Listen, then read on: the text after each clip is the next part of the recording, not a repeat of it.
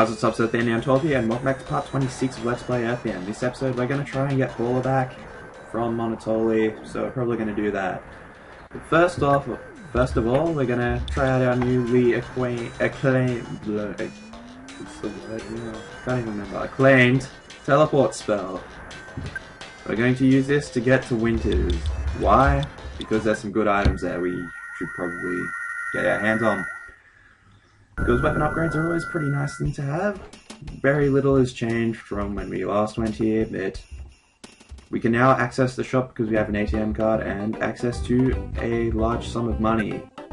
So we should probably do that. I should probably stop using the A button or whatever to talk to the ATM. 22,000 would probably get about 20 out, even though the 20,000 should suffice, I suppose. Anyway, get ourselves a T-Rex bat, and appears that Ness is out of space, so we should probably do something about that. See what can we get rid of, We can piss off that hamburger. You can eat that, Jeff. I don't even know. I think we're both on full HP anyway, so it shouldn't matter too much, but I think that should do us for inventory space. So we'll get the T-Rex bat, give that to Ness, and we'll get ourselves a nice offense bonus, sell the Mr. Baseball bat because we have no use for it as well. Even though Paula is gone, we'll also get a non-stick fry pan, and we'll give that to Jeff just because that will help Paula's attack when we get her back, which will actually be this episode. By the end of it, we should have Paula back in our party, and we will be on our happy little way to the next Your Sanctuary location. Been forever since one of those. The last episode was, I don't know, it was like 10 episodes ago, I think, when we last did one. Correct me if I'm wrong, but I don't know. I have a poor memory, as you probably already know. We'll also get some Coin of Silences because they're available to us. Also, it might be a good idea to get a couple of Skip Sandwich Deluxes if you don't want to fight the enemies in where we're going next. I'll demonstrate that to you. Well, I won't actually do an active demonstration, but I'll tell you why when we actually get to that point. That will pretty much do us, and we can now teleport off to Foreside. The problem with this teleport spell is you need sufficient room to be able to do the teleports, otherwise you're going to run into a building and you just waste your TP. I think we should be right from here, but otherwise we're going to run straight into the building. We turn out to be okay, so we're going to teleport our way back to Foreside. There are some teleport spells you get later on that you won't actually need to do that, you'll just go like zoom. Don't know what was with that retarded noise, but basically you get the point. You just run around in circles and you teleport back. So let's talk to the maid, because she's asking for drought flavoured yogurt. We do have a yogurt dispenser, so she'll take it off us before we could answer it. And you just hate when people like that. It's like, oh hey Nathan, can I use your pen? Oh thanks mate, you're the best. It's like, you can say yes. Like, I'm okay with you taking the pen, but God. So, I'm not really too keen about that trout flavoured yogurt that she wants, but I suppose for the purpose of storyline progression, we might as well do that. Trout flavoured yogurt reminds me of like Iron Chef, and they were making like trout ice cream. It was like the American one. I never really got into the American one. I did like the Japanese one when it was on, when they were spending like $750,000, $800,000 on caviar, and they ended up having to cancel it because they were spending a lot of money on it. That's beside the point, so this love, I was just like, oh, quit staring at my hips, you perv. And then Ness is just like, and just stares away. He's staring at a wall over there. So let's go up this elevator. Now that we're up here, remember the last time we could only go up into Perky's room. Don't actually know if I remember showing this off. I believe I did, but that's Perky's room up there. You get kicked out if you talk to him. Long story short. And now we can actually go into this elevator. Mr. Monotoli's maid Electra told me about you. I'll take you to Mr. Monotoli's office on the 48th floor. So we can go up to the 48th floor. Ness also turns away, even though that one doesn't seem to care that Ness is perving on her. So let's head up there, and we'll have a little bit of a mini labyrinth maze thing. It's not too difficult to navigate. I still have a map open just in case, but again, that shouldn't really concern you. Just follow what I'm doing, and these guys will be recurring enemies somewhat throughout this area. So basically say your code in 10 seconds, otherwise we're gonna have to fight it. And this is the sentry robot. I don't think they're too hard. They'll fire a bottle rocket every now and again. They can do a fair bit of damage. It would behoove you to use life up if you get, I'd say, under 100 health. Unfortunately, Jeff is a bit weak. Say TikTok a lot and do nothing quite a fair bit. But if they're on their own, they are pretty easy to take out. Otherwise, you might be in a bit of strife. So yeah, Ness is now level 36. Got quite a good guts and luck go up, so we got a fair bit of HP. That's always a good thing. So if we head into this room up here, we can head across here, and there's a whole bunch of rooms, as you can clearly see. We get dropped out here, and there's a bathroom, and someone's just saying groan. Life is terrible, I know. I don't know, this audio quality is going to come out really retarded because I have the headphones right up. But oh well, we can head up here and I think we can avoid this one. Now I remember correctly, if you're quick enough you can avoid fighting this sentry robot. Just from what I remember, because we can try it, we were too slow. If you get skip sandwich deluxes, you can just skip all these things, and I'm going to skip this battle. So I might use some life up even though no one got hurt, but it's probably a good idea to do that.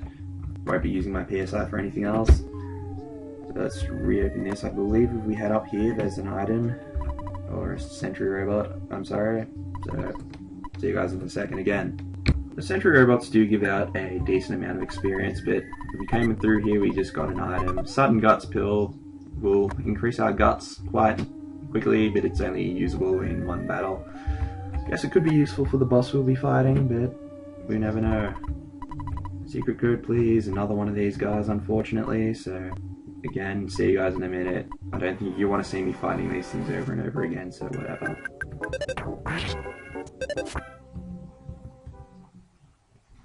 Good thing I used life up there, well, beforehand, because Jeff almost died and that wouldn't have been fun at all. Because the sentry robot fired a bottle rocket at us and it hurt quite significantly. Let's head up here, and here's Electra and our trout flavored yogurt. I'm not really into it. Don't listen to Poke, he's a dickhead. Not really that interested in consuming trout flavored yogurt, but oh well. If you come through here, here's a boss. Ping clankety clanky, blah blah blah.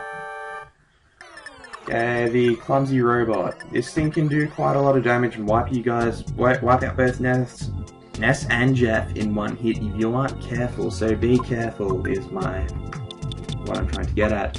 The trout yogurt is pretty much useless, so wouldn't even worry about it at all. Gonna use the Sudden Guts Pill on Ness because we can get some smash hits when his gut stat goes right up to 56. Yeah, this is the missile thing that actually fucks everyone up. So that will give us more chance of getting some, critical hits, and that will make our life a little bit easier.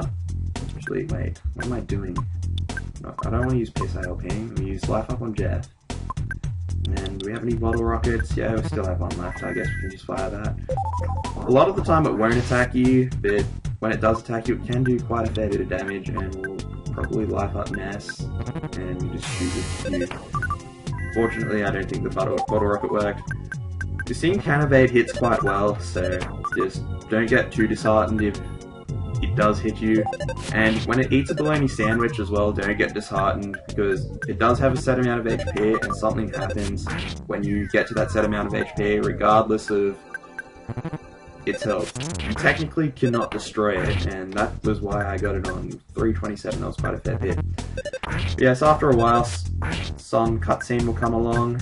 Hopefully it won't take too long, but yeah, the game likes to trick you into thinking, here we go, the runaway good 5 come in and just save things. But anyway, the game just likes to trick you into saying, oh, I'll never beat this boss, and I guess you can wonder why, because Lucky flipped the switch of the robot and destroyed it. And Clumsy Robot is dead. Yay for us.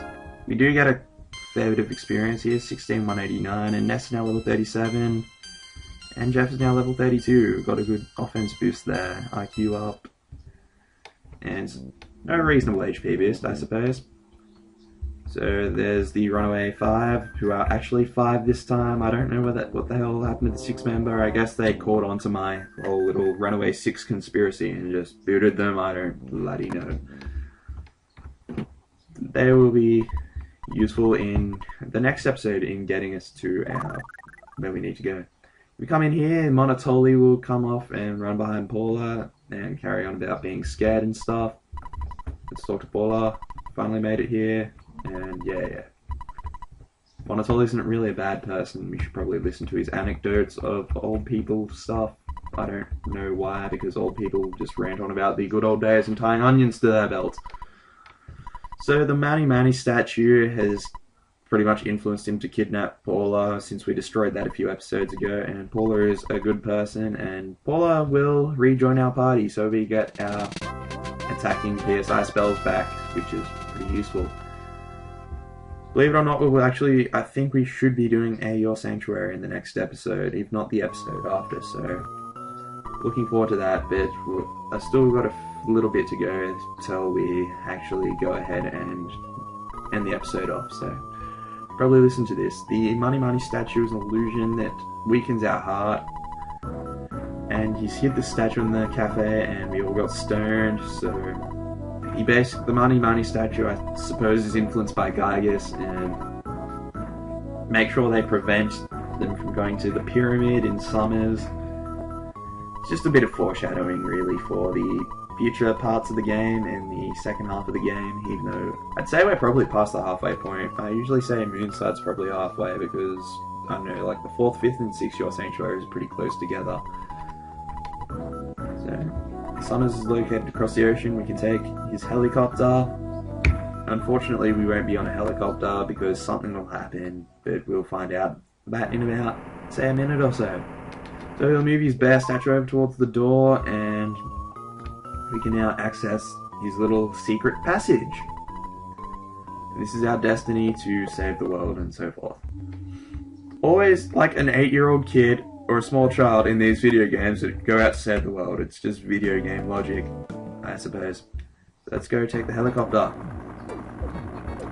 And it's flying off. God damn it. Better not be who I think it is. Monotoli's little buddy. Goes to attack us. What an idiot.